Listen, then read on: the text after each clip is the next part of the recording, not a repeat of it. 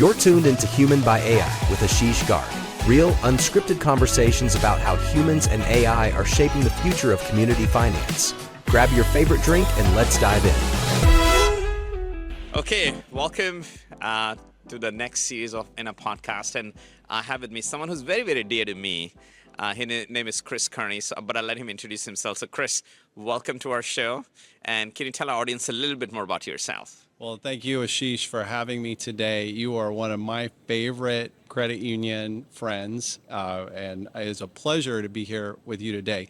My name is Chris Kearney. I am the president and CEO of TruWest Credit Union in Tempe, Arizona, and excited to be here today at the Go West Association Max Conference. Yes. And Chris, what I love about your background is you have a very different background compared to a lot of other CEOs. Can you tell us a little bit about sort of how geeky you are, like me, and how you sort of rose through technology to get where you are? Well, 100%. Thank you so much. I'm a technology geek at heart. I started in the credit union industry over 20 years ago, leading a technology team. And boy, the credit union industry just got under my skin, and I've been able to grow and have new opportunities, and they let the computer guy lead the credit union. Yeah. It's unbelievable. Yeah, that usually never happens, a computer guy leading the credit union. So, sir, how did you convince them, or what did you sort of tell them that they actually did this? Yeah.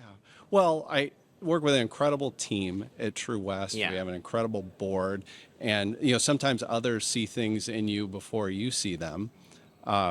And my mentors there investing in me and helping me understand the business. Yeah. I think as a technology professional, we've got a gift to be involved in all the change that's happening around the credit union. So I'm just grateful for those opportunities to learn along the way. What you just said is very insightful. Sometimes others see in you what you don't see in yourself. What a beautiful way of putting that. Okay. So switching topics, let's come to my podcast. It's called Human by AI. It's really about intersection of where human touch comes in, where AI comes in. But let me start with my first question, dear Chris. You're a technology geek, self-professed. Are you an AI skeptic or are you an AI believer? I'm a believer, 100%. And why? Well, I've had the privilege of growing up with technology. Got my first computer as a high school graduation present a long time ago. Yeah. Was there when the internet browser was introduced, rolled out email, helped credit unions adopt new applications, and just seeing each wave that's come through our industry. Yeah. AI is just the next step. So I believe it's going to be an accelerator for our business and for our people. I see. By the way, talking about that first computer, Chris, I have to tell you the story. I grew up in India, and cable television came to India in like 1994, 95. I was in 10th grade. And one of my favorite shows, an American show called Doogie Howser. Do you remember that by chance? I do. So at the end of each episode, you remember Doogie Howser used to write his journal on that blue screen? So that is where my fascination with computers started. So when I graduated 10th grade, I told my father, can I please get a computer? And computers were way, way new to India back then. But my father was generous enough to getting me an Intel 386 based PC. And I used to write a journal, sir, just like Doogie Howser. That's incredible. I love that story. And then I learned programming through BASIC. That's where I really started. And then much later, of course, C was my favorite programming language. Okay. Much later. Okay. So you're an AI believer. You believe that this is really the next step. Let's talk a little bit about your credit union at TruWest. Yes. How are you using AI? Yeah. Well, I see it used in a number of capacities around our credit union. One, it's become a productivity accelerator for our people. And just simple things. I think what struck me about AI is when the bot remembered prior conversations. We've got a big project going on around TruWest right now. Yeah. And it remembered from a prior conversation what that project was and suggested that I change my talking points in that context. Wow. And that was an aha moment for me to Yeah. realize that this is more than just a Google search Yeah. on the internet. Yeah. And this is what we geeks like to call memory, right? Like AI is getting to a point where it has memory, and memory of events, memory of people, our likes and dislikes. So that's maybe one step. Then another step I see is we're using AI technology behind some of our established solutions to help us make complex things simpler. So loan decisioning for consumer loans, for example.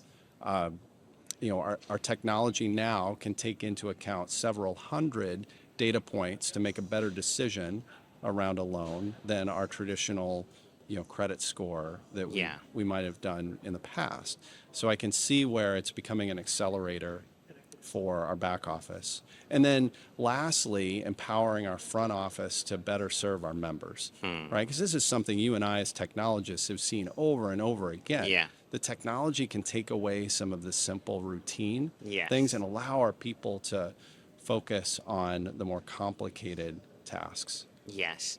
So let's go one level deeper into both of those. Let's get into loan decisioning.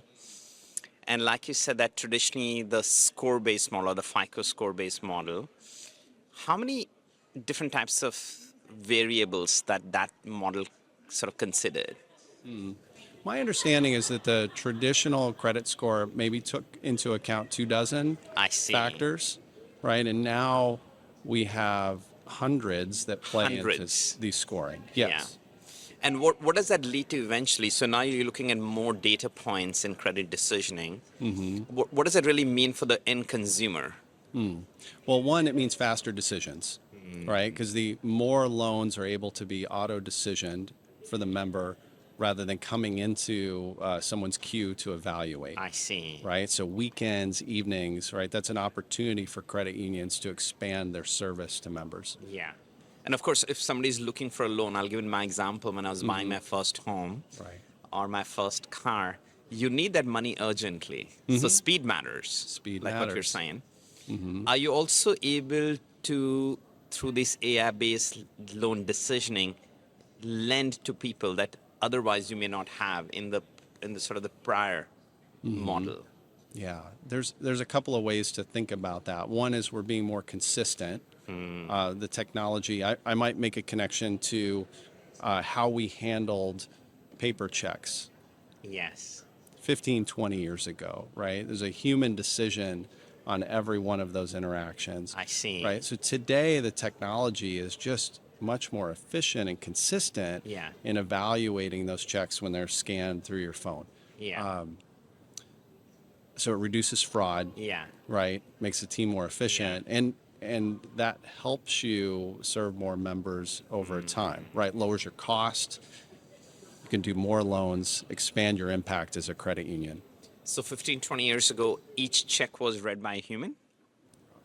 Absolutely. Really? Right. I had no idea. Ashish, you had to go into a location and hand the check to a teller. I see. Now you just scan it with your phone and the technology does the rest. I see. So I think as credit unions continue to adopt this technology, right, we'll see more and more efficiencies like that, improvements in service, and continued growth for the industry. I see. So this is what I probably call the back office, right? Loan decision, which is a very, very critical function. Let's talk about the front office. So in the front office, Chris, really the question is, what does AI solve? What do humans work on? And where do we really need the human touch? So what sort of other ways you and your credit union are thinking about that? Sure. Well, the number one thing we're doing is we're empowering our frontline. So we're adding AI-driven tools to help them get the right information at the right time to serve members. I see. So that's one step. The next step, from my perspective, would be to take the old kind of touch tone, self-service, phone-based solutions, right? And press 1 for this, press 2 for this. That's super annoying. Those are horrible, right? But it's how we've done things for many decades. Correct. So evolving that to a more dynamic conversational interaction so the member can get what they need right away. Again, expansion of hours, right? Faster service. And then reserving that time with our people for those higher value interactions. So we've got a lot of work to do in that space, but I think it's going to help us serve our members better in the future. Yeah, in fact, just finished a presentation on AI, and I was demoing to everybody this AI voice bot, which we've seen can automate up to 80 or 90% of the calls. At the end of the presentation, a board member of a credit union walked up to me and said, "Sheesh, listen, we have these members that are probably north of 66 years old. They don't want to leverage technology. They're just not used to it. They really want to talk to a human. But if you're going to automate the entire contact center, and if you're going to reduce the contact center staff, these people, when they call, they want to talk to a human. Their wait times will increase very dramatically." So my response to the gentleman was, "Sir, if you can truly automate 80, 90% of the calls for the generation that likes them to be automated, and if you keep your staff as is, the whole time for when this 66-year-old member calls in will go down dramatically. And maybe we can even detect that this person always wants to talk to an agent, so it doesn't have to interact with the agent, just send them directly." You bring up a good point, right? Superior service is defined by consumers differently, right? I think in my own family, the way my young adults want to be served, right, is different than my retired parents. Aha. Right. So, but as a credit union, we're committed to serving the entire community. So that means efficiency for those who prefer that service, and for someone like my retired dad, we have a financial service center there in his neighborhood that he can walk in anytime and conduct his transaction in person. I see. So, I think it's really serving the member where they are. Yeah. Actually, I just had an aha moment when you said superior service is defined differently by different people. It's true. Could it also be like a generational thing, like different generations define superior service differently than the other generation? It could be. It could be. But, we find at TruWest that we have members in every segment that interact with us digitally. I see. So it's, again, I think to be relevant in today's marketplace, you need to do both. You need to do both. Yeah. Wonderful. Okay. The last topic, let's address the elephant in the room. Okay. Which is, does AI lead to job losses? Oh, gosh.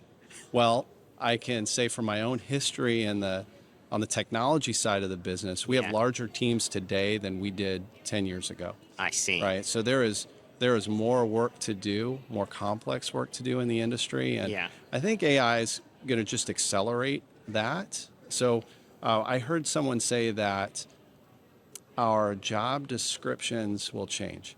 Right, our jobs are still going to be there, but our job descriptions are going to change. So one example, back to the lending journey that we've been on at TruWest, right? We have now experts in the technology and in the platform, right, that understand how underwriting decisions are going to be made. They help guide and shape next steps, and then someone needs to be there when your auditors, your examiners, your members have questions. Right, to address those and provide next steps and direction for our credit union. So there's still a role for people, and I believe without people, the technology doesn't work. Yeah. So people are really at the core. 100%. And we're a business of people helping people. Yes. Right? AI is a utility. It's something that's going to help accelerate progress. But people are still at the core of our business. Yeah. Okay, that's wonderful perspective. That's what I was looking for. I just have a personal question. Yes, sir. To wrap this up. So as a technology sort of leader, just like me, we both are engineers by training. Now you're a CEO of a fairly large financial institution. Your technology background, what's the one strength that it gives you as a CEO, number one? Number two, what's one of the weaknesses that you always have to watch out for? Oh, gosh. Well, first off, I think being a technology professional helps train you to get things done, right? Be a problem solver and not be so concerned with change, right? Change is inevitable. I think the one thing looking back on this past year is to be mindful of the pace of change, right? And the necessary communication and interaction, because everyone's on this journey at a different pace. Yes. And we've got to get there together, right? Yes. Credit unions, it's a team sport. Yes. So, there's pros and cons like we all have in our professional skill set, but I hope I'm learning and we're growing as a credit union. Yeah. I think for me personally, I'm also a founder and CEO of a company, and this, I would say, is one of the biggest challenges is understanding that everybody embraces change at a different velocity. Yes. But then how do you as a leader bring them all along? There's partly communication, partly sort of really getting buy-in from people. Yeah. Yeah, very well said. Yeah, it's been a joy, Chris. Well, Ashish, thank you so much for having me. It's a privilege to be here with you today. Thank you. Look forward to having you again very, very soon. All right. And cheers. Cheers. Cheers to that.